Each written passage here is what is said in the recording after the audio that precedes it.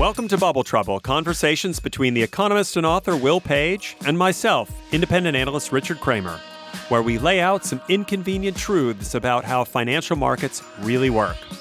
Today, we're in conversation with our fourth special guest, discussing the topic of hypercompetition in the written and spoken word. More in a moment. Welcome to Modern Life, a brand new podcast from Fidelity Investments that's here to help you live your best life. From marriage and parenting to choosing a career and deciding how to invest your time and money, each week you'll hear stories from incredible people about triumph, change, and discovering their purpose. Search Modern Life wherever you find your podcast and hit follow or subscribe for new episodes. Fidelity Brokerage Services, LLC, member NYSE, SIPC, 900 Salem Street, Smithfield, Rhode Island, 02917. Welcome to Bubble Trouble. I want to welcome along my co-host, Will Page. Hey, Will. Great to be here talking about my favourite Scottish word, books. Books. And welcome our special guest today, Andrew Savikas. Thanks, Richard. I'm thrilled to be here. I'm currently the Chief Strategy Officer at Get Abstract, the world's largest provider of book summaries. And before that, I had executive positions at Safari Books Online and O'Reilly Media. And I actually wrote a book for O'Reilly Media way back in 2004 about, of all things, writing word macros. So I've been, I know how the sausage is made, and I'm looking forward to talking to you guys about it. So you wrote your book just before iTunes came to Europe. So that's how we're going to date you, my friend. We're here to talk about hypercompetition, which we've tried to summarize as that point where quantity increases and quality decreases. But if we look back on previous episodes, Andrew, it's interesting that we've talked about advertising, which has to make a connection within 4 seconds. We've talked about music, which has to make a connection in under 4 minutes. And then we talked about podcasts, which has to make a connection in under 40 minutes. But we're here to talk about that favourite Scottish word, books, again. And, you know, it's interesting for me that it takes 4 weeks to finish a book. Perhaps for Richard Kramer, it takes 4 days to finish a book. It's taking up a lot of time. So in this battle for attention, for this scarce attention, we're talking about a topic which takes up a lot of our time. And I want to understand over the course of the next 25 minutes, how does that industry survive? But firstly, let's just take a trip down memory lane. The book industry hasn't changed much in the past 20, 30 years. But what puzzles me is so many opportunities to change seem to have passed it by. So could you just give us our kind of greatest hits of successes and failures of the book industry from your perspective over the past, let's say, since 2004? Sure, that's a great question. And it's true that not a lot seems to have changed about the book industry. And that's in part because not a lot changes about books from the reader's perspective. You know, technology's been around for 1,000 years or more now, right? And a lot of the innovation happened quite a bit ago. So my favorite example is that it took the hyphen several hundred years to make it from, Germany to the UK. Page numbering, indexing, tables of content, word spacing, all these things were in their time innovation and technology innovation. One of my favorite quotes comes from Alan Kay, who said, "Technology is anything that was invented after you were born. Everything else is just stuff." And all these things did happen for a very long time, and the form factor, as it were, is pretty much in place. A lot of the innovation that has happened has actually been kind of behind the scenes. A lot of things that have to do with distribution and sales and marketing. I mean, things, again, stuff we think is just stuff, like paperback books, were a significant innovation that brought a wider range of reading options to a much wider mass affluent audience following the post-war generation. And something else, I would say the most interesting innovation in publishing in the last, since 2004, is the opportunity to take things that used to have to be books and make them much more usable. There's a whole category of books that are essentially printouts of databases. Think about a dictionary or a telephone book, even an atlas. Wow. Is surprisingly more effective and more efficient to have Google Maps or just plain Google, to have the database itself rather than the printout in codex form. Yeah, one of the things that springs to mind is when I first came to London 30 years ago, living without a London A to Z book, which came in every size from 3 inches diagonal to 15 or 16 inches diagonal. I mean, living without the A to Z in London was impossible. And now I guess they're just museum relics. Now, since this podcast is constantly thinking about markets and how they affect the way we think and the language they use, can you talk us through what I know has become an incredibly concentrated ownership structure in the book industry with these sort of giant conglomerates? Was this really driven by industrial logic that really it was only one of these giant publishers that could take a popular title and translate it into the 86 languages that potentially were markets for it? Or was it driven by the kind of financial imperative or logic, if you want to call it that we're constantly debunking on this podcast, where the beneficiaries are more the private equity funds or shareholders, less the companies themselves or the end consumers of the product? It's an interesting evolution of the industry that, people who live through it have fascinating stories to tell about how it went from this very cordial, old school, old boys club of famous authors coming through and having 3 martini lunches and this great fun time to be in places like New York and London. And then following on the growth of conglomeration across many industries, there was this sense of, well, this could be another industry to bring into that model. But unfortunately, the realities of publishing are, in many ways, the people who do it don't do it for the money. It's an industry that is treated a lot more like a vocation and in some ways something that people do because they're passionate about it rather than about money. And that in some ways that can depress some of the economic realities of the industry. And one of my favorite stories is that when General Electric acquired RCA in 1986, at the time at least, it was a very well-run company. It immediately shut down 2 underperforming divisions that did not meet its standards of profitability. The first was a poultry grower, and the second was Random House. Yeah, I was going to say that, Will, that sounds a heck of a lot like the music industry, because in other podcasts about hypercompetition, we've wondered what prompts is it 65,000 tracks that are uploaded to Spotify every week from people's bedrooms with... Every day. And we obviously don't all have the wherewithal to write a book every day, but it sounds like you're dealing with a huge explosion of supply and very little ways to monetize that in terms of profitable demand. That's exactly right. And so there are 2 really important categories of books to think about. One is the front list, and this is the books that a publishing company, in broad strokes, the new books they publish in a given year, for example. The other category is the backlist, which is everything they have already published in the past. And a huge amount of the profits in publishing come from the backlist because those costs have already been spent. And so it's, besides the marginal cost of printing a new book, it's a significant source of profit for a publishing industry. The front list is become quite a battleground. As you pointed out, the number of titles being published has exploded. And so the number of copies a publisher can expect to sell of a given book has gone down. And so they have to, in this frantic sort of treadmill of publishing more titles to earn the same amount of revenue, which continues to feed the oversupply. And at the same time, the backlist, which used to be maybe a few 100,000 titles, is now pushing 20 million because nothing ever has to go out of print anymore. And those 2 things together have dramatically altered the economics of the industry and driven a lot of the consolidation that you're seeing. You're reminding me of one of my favorite childhood books, Alice in Wonderland, and the famous Red Queen race, where it said, you have to run as fast as you possibly can just in order to stand still. That's exactly right. That's the situation that we're in, where it's a very logical response to say, well, if my average revenue per title is going down, I can solve that by printing more or publishing more titles. But again, it just feeds into this treadmill. So how come no one of these financially minded publishers has taken the approach that, look, you know what, let's just diminish the importance of this front list. Let's not publish so many titles, and let's just milk that back catalog. Because we certainly see that, and Will can speak to this, in the music industry, where the rights of artists that are now dead and buried are transacting from hand to hand for hundreds of millions. That's right, Richard. Just to jump in quickly, I think the Universal IPO prospectus said that 30% of their business was frontline and 70% was catalog. The money's made at the back, not at the front of the release schedule. So hasn't any clever private equity boffin said, you know what, we'll buy one of these publishers, stop publishing books, and just milk the long dead authors that we have the rights for? Yeah, I mean, you do see some of that. The challenge there is you have something of the kind of Lindy effect here, in that there is some older catalog that will continue to sell indefinitely. But especially stuff that is published more recently, because it has to compete with such a broad volume, the sort of the shelf life, pardon the pun, keeps getting smaller and smaller for a lot of titles. And so, you may have this significant catalog that can earn revenue for a long period of time, but there is a degree of decay there. And the last thing someone looking at growth wants is decay, right?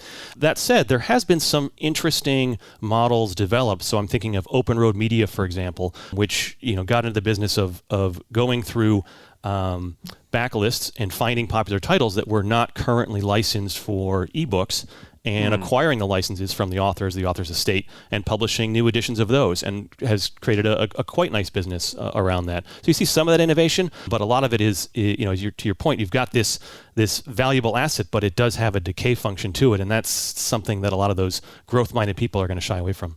And if I could pick up on just two things very quickly that you mentioned. One is you talked about shelf space, and then just ahead of using the word books, you use that sort of elusive fifth letter of the language, E, which clearly e-commerce has had a huge change in how that shelf space is considered, because we're not talking about the 50 or 100,000 titles that a bookshop can put on the shelves anymore. We're talking about the 20 million in the Amazon or any other purveyor's warehouse. So how has the process of producing those books and storing them and delivering them to consumers changed with that huge wave of e-commerce that we've seen taken over the publishing world in the past 20 years? And indeed, maybe ebooks not having had the impact that some people thought they would have 10, 15, 20 years ago.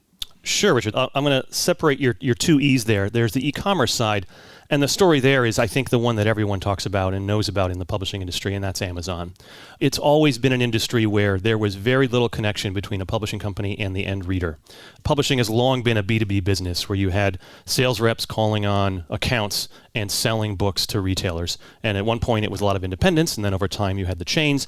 And then as you moved into the e-commerce age, it's really just Amazon in terms of driving e-commerce sales. And there's some, recently you have bookshop.org, for example, which has, done tens of millions of dollars in sales, but that's nothing compared to what Amazon does. Right. And, the challenge there is publishers were never great at selling direct anyway. That wasn't their business.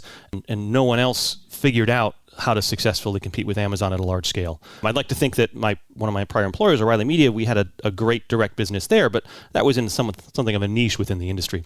On the ebook side, I will be the first to admit I was one of the ones that thought it was really going to take over the world, and it was going to be, quickly the majority of reading was going to be electronic, and I certainly will acknowledge being wrong about that. At the same time, it has allowed us to use the mobile devices we carry around with us all the time as always-on 24/7 bookstores. And for a certain kind of book and a certain kind of reader, it's a tremendous new opportunity to access material. But to the point earlier about the level of time commitment a book requires, it's just a lot harder to fit into your day, especially the days that we keep chopping up, as compared with all the other endorphin-friendly entertainment candy that we can fill our screens with. Before we get to the break, a very quick anecdote and then a question for you. When I learned that my book, Tarzan Economics, 8 Principles in Pivoting Through Disruption, was in production, this is around about the second week of January of this year, I called up Adrian Furnham, a very famous organizational psychologist at UCL, 45 books to his name, 5,000 published papers. And I was crying. I was like, Adrian, finally, somewhere in the middle of England, somebody is producing 30,000 copies of my book, a book dedicated to my parents. It's happening, Adrian. And his words were, well done, Will. Remember, he is a psychologist. Well done, Will. Congratulations. You're very talented. The book will be a great success. Now, I want you to sit down carefully, reflect for a minute, because you're about to learn what it means to be a sperm donor. Because that's all you ever are in the book industry. Never a truer word was said. I'm just one sperm on the petri dish, desperately trying to find an egg. So just walk me through production and consumption. How many sperms are there? And how many actually find eggs? It's a very interesting metaphor for the book publishing process. And there has always been far more manuscripts out there than publishing capacity to print them.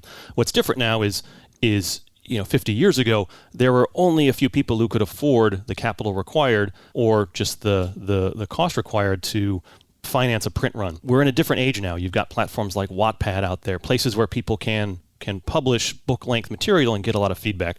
But in the traditional kind of publishing industry, you do have this wealth of potential manuscripts, and it's still the case that, as with many creative endeavors, and I'm sure this is true with music too, the saying in publishing is the first print run is your market research. It is still maddeningly difficult to know what's going to work, and there's sort of apocryphal stories about publishing companies, getting acquired by big conglomerates, bringing in their fancy consultants who come in, look around, do the numbers, and say, well, I've solved your problem. What you have to do is print more of the bestsellers and fewer of the ones that don't sell.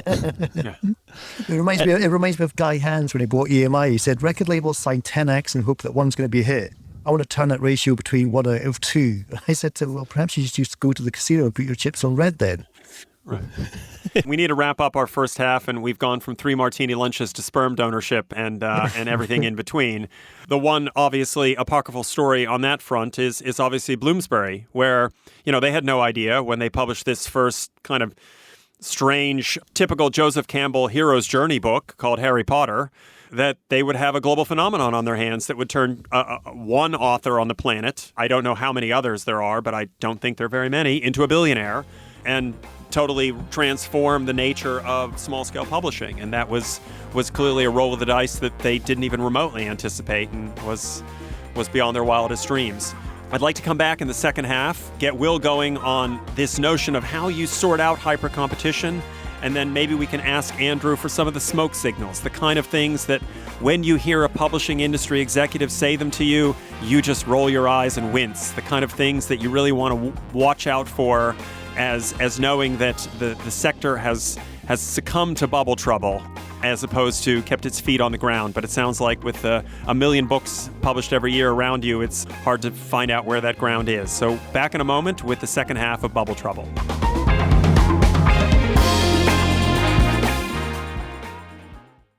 With MailChimp, you get a whole lot more than a URL. You get an all-in-one marketing platform to help drive sales. That means you can connect your data to make more informed, smarter decisions, and you get powerful automation tools like our Customer Journey Builder to ensure you never miss an opportunity to turn shoppers into loyal customers. So if you're ready to integrate your marketing and boost sales, get started today at MailChimp.com/smartmarketing. MailChimp, built for growing businesses. If you love Bubble Trouble, but you don't love listening to ads, we're collaborating with Apple Podcasts to offer an ad-free subscription to the show. For a small subscription fee, you can hear Bubble Trouble without ads, plus bonus episodes only available to our supporters. Go to Apple Podcasts, search for Bubble Trouble, and select the free 7-day trial. And thanks. Back again with part 2 of Bubble Trouble, where this time we're discussing hyper-competition in the world of books. That's books with 3 O's, not 2 in Scotland. And we're here with Andrew Savikas, who knows more than anyone else about the book industry, but given that everyone else seems to know nothing, that's a pretty low bar, but we are certainly enjoying your insights, Andrew. Let's come back to sperm donors. As an author who has produced some sperm, desperately trying to find an egg and make this book a success, there is an awful lot of sperm coming out this year. And I'm interested in this balance of how many misses do you need to have in order to get a hit? So talk me through ratios, talk me through returns, talk me through the way that the publishers go to the casino in order to get that one sperm to get lucky with that one egg. Give me the odds. Fair enough. The odds, unfortunately, are not very good. The last data point I could find is a little bit, a few years back now. But I'm on a Petri dish and I'm getting cold here, man. You got to get me this egg. But looking at, according to Nielsen BookScan, which tracks point-of-sale data for booksellers, about 2% of the books published or sold in a year have sales of more than 5,000 copies. So the vast majority of books do not sell very many copies. And is 5,000 like a benchmark of recovering your costs? You good at 5,000, or I guess it's a question of how much you press up, right? Sure, it's going to vary quite a bit depending on the publisher. So some publishers, 5,000, 10,000, that's a pretty decent front list title, and hopefully it will continue to earn money over time on the backlist. But of course, if you've spent $100,000, $500,000, $1 million on an author advance, that's not going to do it for you. So there is something of an arms race. We talked earlier about the challenging economics of this industry, is everyone's trying to go for that big hit and willing to pay for the big name that's going to do it. But laying out these significant advances just means you're raising the bar even higher to how many copies have to sell to earn that back. So unfortunately, Will, the odds are not that great. All right, let me get into something which I think Richard Kramer will be digging on here, which is, does that increase inequality in the advances you're seeing being laid out? The publisher goes to the casino, they're betting even bigger on those very few hits, meaning they've got even less to spend on that long tail of misses. Are you seeing that kind of widening inequality in terms of the advances that are offered? Publishers have started to adapt a bit to that and are putting more into the backlist. For a long time, I think it was sort of, hey, the backlist revenue is great. We're going to take it where we can get it. We'll do what we can to support it, but it wasn't really a priority, and all the marketing was really spent on the front list. And what publishers have figured out is a positive thing about having no book ever go out of print is that when something happens in the news that brings up a topic. For example, last year, all of a sudden, there was a significant interest in books about the 1918 Spanish flu. And a lot of these titles had probably barely sold anything in the last 10 or 20 years. And all of a sudden, because they were there, they could drive sales. And publishers have started to figure out if they're careful and cautious and thoughtful about it, they can do targeted Facebook ads and drive sales and interest in backlist titles along with current events and things happening in the news, which does help. So one of the things in Bubble Trouble we're really interested in is the way in which companies or industries are obliged to kind of stay in their lane or realize that they need to get in another one. And we've seen these big advances for big names, whether it's the Obamas, and we see the treadmill of whether it's Lee Child or Tom Clancy, the mega hits that are going to come out with a book every year. But I'm also mindful that seeing Will do his book, Tarzan Economics, he's got a book, he's got a website, he's got a podcast, he does media, he does speaking events. How is the industry coping with this sort of structural change from publishing, which is let's produce a bunch of pages, glue them together and ship them out in cardboard boxes, to a much broader range of multimedia they've got to do in terms of promotion and even in terms of ways to monetize the exact same content, but not by publishing it? Yeah, that's a great question. And there's a fascinating kind of paradox in the publishing industry around this. So you mentioned someone like Tom Clancy or, Will Page, similarly famous authors. To be successful in the modern media ecosystem, you do need what's referred to in the industry as a platform. What's your newsletter size? What's your Twitter following? How many people are you on Instagram? What's your blog look like? And the more you already have that, the more attractive you are to a publisher. At the same time, the more you have that, the less you actually need the publisher. And so there's this really interesting tension there where the publishers are saying, well, I'd love to look at your manuscript. Tell me more about your platform, because they know that's a really effective means of growing an audience and helping to market the book. At the same time, a lot of people who do have those are saying, I'm only getting this small point of the percentage of the revenue. You're supposed to be doing all the work here. Yeah, that's right. The ratio, the publisher owns 80% of your book, but you're asked to do 80% of the work. I haven't met an author who hasn't irked at that observation. They just couldn't do the math themselves. Absolutely. And at the same time, there is certainly an interest, I think, among some publishers to try to do more to support authors, but building websites and helping grow social media accounts is not in the core competencies of the publishing industry. And it's a big challenge. Yeah, my publisher asked me, well, a data dashboard was, assuming it was something that you found on your car. Rich is going to get you smoking on some signals, but before we get into that, I want to get this NFT question covered off, because there's a lot of talk about NFTs in music, as you know. NFTs are spreading into other forms of media, and there's been some articles about NFTs for books. Can you tackle it in two steps for me? Firstly, just walk me through the copyright issue around NFTs. My understanding is, as soon as a retailer purchases a book from a wholesaler, that book is officially public domain, the doctrine of fair sale. Then secondly, if you were to do an NFT for a book, is it the book that's NFT'd, or is it the art that actually becomes NFT? But let's go to the copyright question first. Sure. And I'll preface this by saying I am not a lawyer, but what I understand about this is you're absolutely right. There is this notion of the first sale doctrine. And if you go to your bookstore and you buy the book, then you can do what you'd like with it in terms of reselling it to a used bookstore or giving it to a friend or doing other things. But you can't do it with a digital book. Aha, that's the thing. So if all of us, every day, multiple times a day, click through lots of terms of services and check boxes and say, yeah, I agree, whatever, right? We call that the data donation agreement. That is what I regularly refer to that as that is the data donation agreement. I have agreed to donate all of my data without ever reading. And the privacy policies of Google, Facebook, Microsoft, Amazon, all these guys, they are somewhere between 7,000 and 12,000 words long. Richard, I don't know whether you got the Pfizer vaccine, but we've got to get you to Congress quickly because they're discussing this right now. So the part of the data donation agreement that you sign when you buy an ebook is that you're not actually buying an ebook. You are licensing that book from the retailer, and that's the difference there. So that's why you have this inability to resell an ebook, at least in most places where you buy them today. On the NFT side, this is still the Wild West with NFTs, and there's lots of different ways to do this. And certainly some people in the publishing industry are thinking, well, if this is this unique, identifiable digital thing, can't that function as a form of copy protection or something like that on an ebook? I don't think quite so. There's nothing that would prevent someone from, just like, if the NFT is pointing to ownership of a GIF, someone else could just copy that GIF themselves. Same thing with the content there. Two things that I think are interesting with NFTs is one is creating collectible editions where you are not just selling the book, you're selling some limited thing that probably entitles you to access to the author or something like that. I think an NFT is a great way to implement that behind the scenes, the sort of plumbing of it. The other side of it is the way that rights are managed in the industry is still, at least in my view, pretty inefficient compared to what we do in other industries. And, I know, Will, I learned a lot about the way rights societies work in reading your book. And there's really nothing like that and nowhere near at the scale of efficiency there. And I wonder if there's an opportunity to apply the technology that underpins NFTs to, rather than just sort of silly cat gifs, facilitate better transactions for books.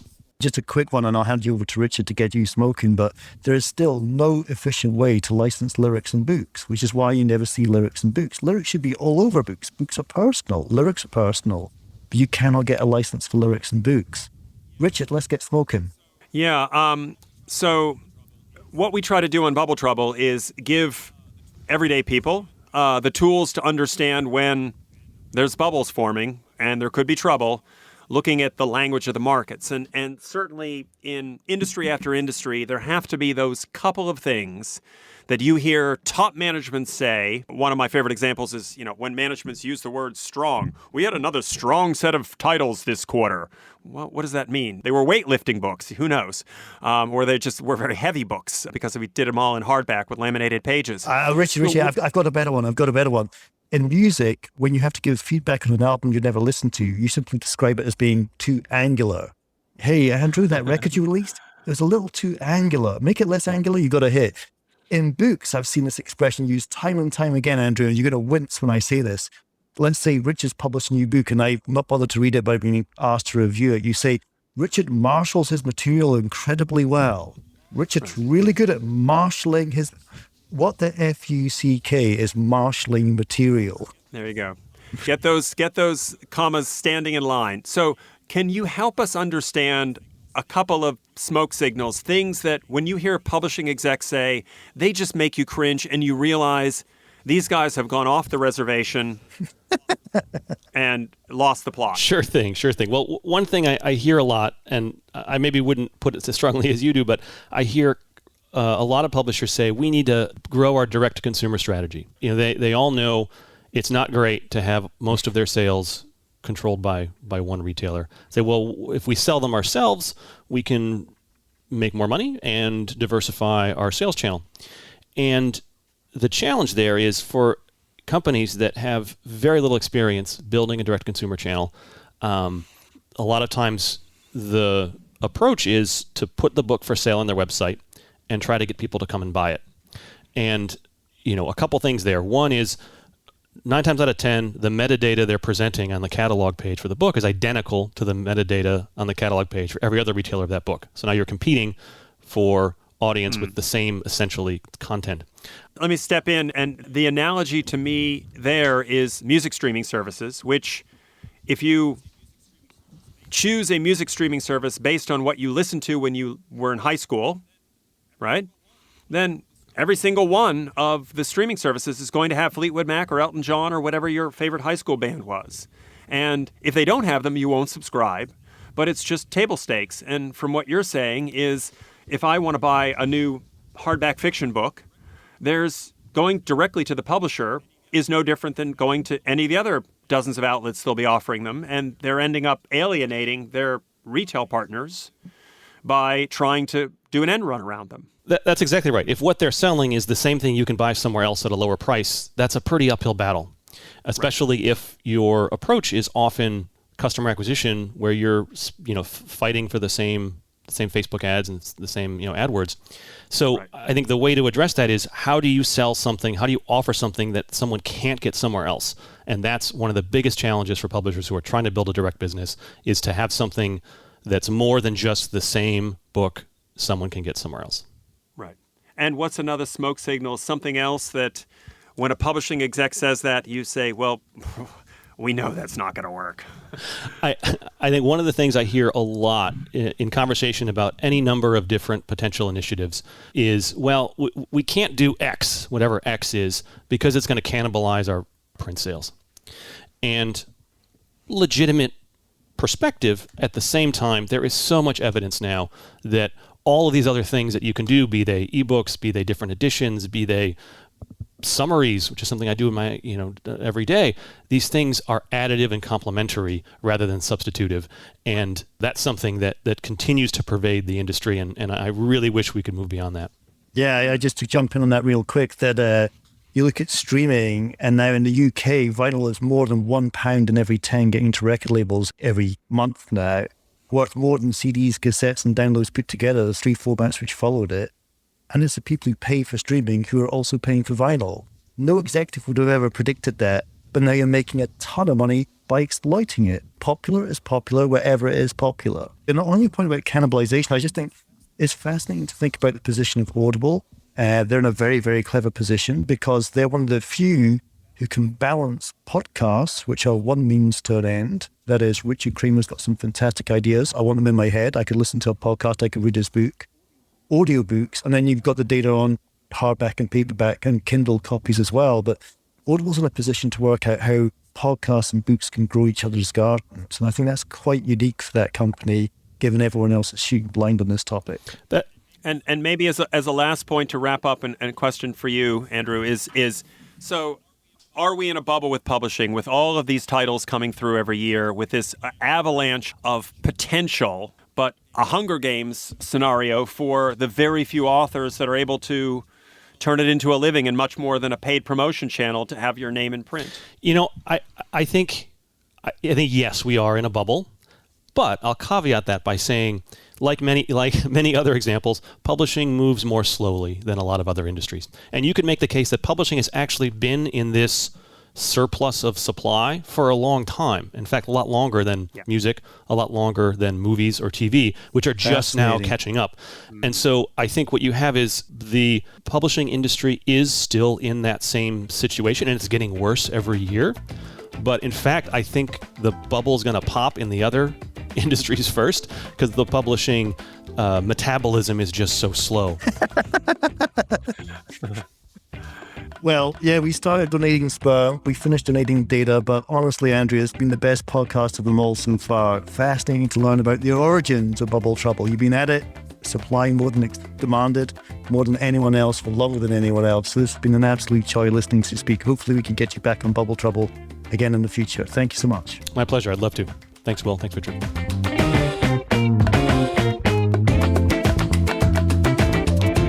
If you're new to Bubble Trouble, we hope you'll follow the show wherever you listen to podcasts. Bubble Trouble is produced by Eric Newsom, Jesse Baker, and Julia Nat at Magnificent Noise. You can learn more at bubbletroublepodcast.com. Will Page and I will see you next time.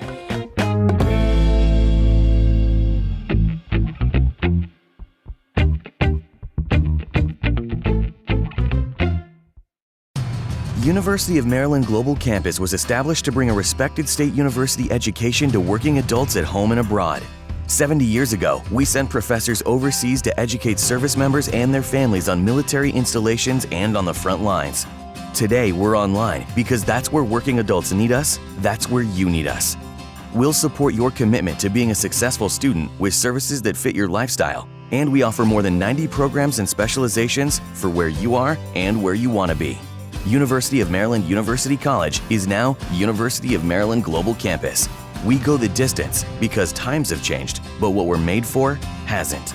UMGC offers online support for veterans, including resources at the Veterans Resource Center, no-cost digital materials replacing most textbooks, virtual advising, transfer credits, and lifetime career services. Speak to our dedicated military and veterans advisors who can help you find the right degree for your career path. Visit umgc.edu. Certified to operate in Virginia by Chev. If you love Bubble Trouble, but you don't love listening to ads, we're collaborating with Apple Podcasts to offer an ad-free subscription to the show.